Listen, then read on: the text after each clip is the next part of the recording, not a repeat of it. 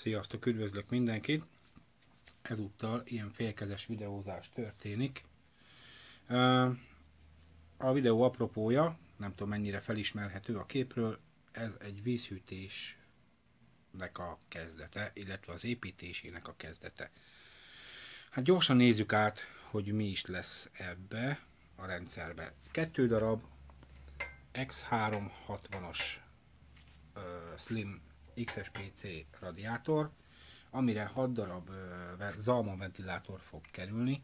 Én ráesett a választás a színösszeállítás miatt, valamint nagyon-nagyon halk. Kaptunk hozzá, egyet már kibontottam, a dobozba vannak hozzá lefogatók is, nem kell csavarozgatni, csak gyönyörűen berakjuk a helyére, és mehet.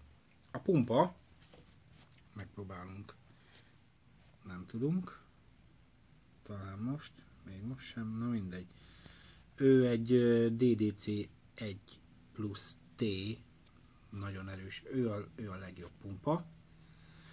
600 litert szállít óránként, már 600 liter vizet tud szállítani óránként. Egy picike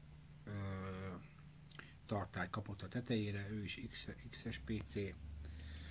A blokk, ő egy LK blokk, mutatom, jobban mondva, hogy mi is ez.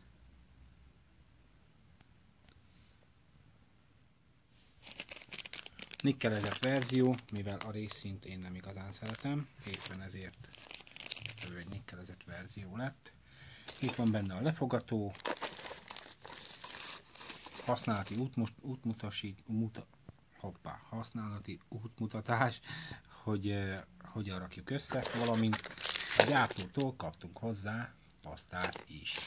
Köszönjük szépen! A folyadék, amint látszik, ő lesz, fehér folyadékot rakunk bele.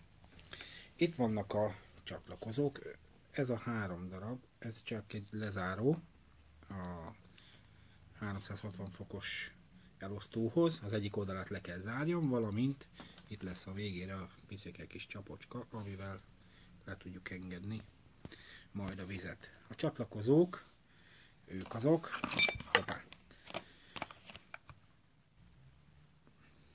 Ezek speciális csatlakozók, kifejezetten akrilcsövezéshez való.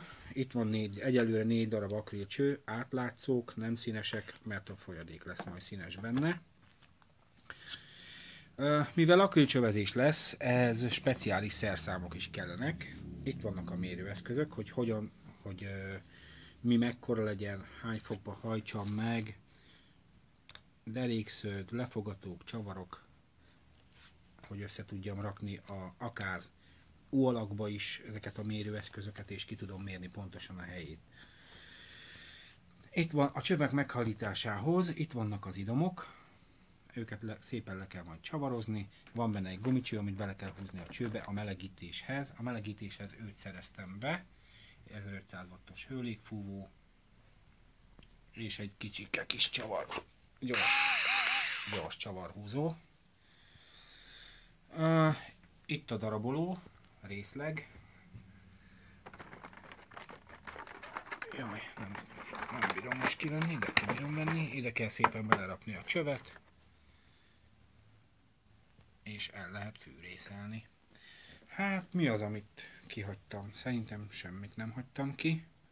Nagyjából ez lesz a rendszer. Ez egy elég erős rendszer lesz. Egy körön egy darab processzort fog majd hűteni, szóval hidege lesz a processzornak. Köszönöm szépen, hogy megnéztétek. Sziasztok!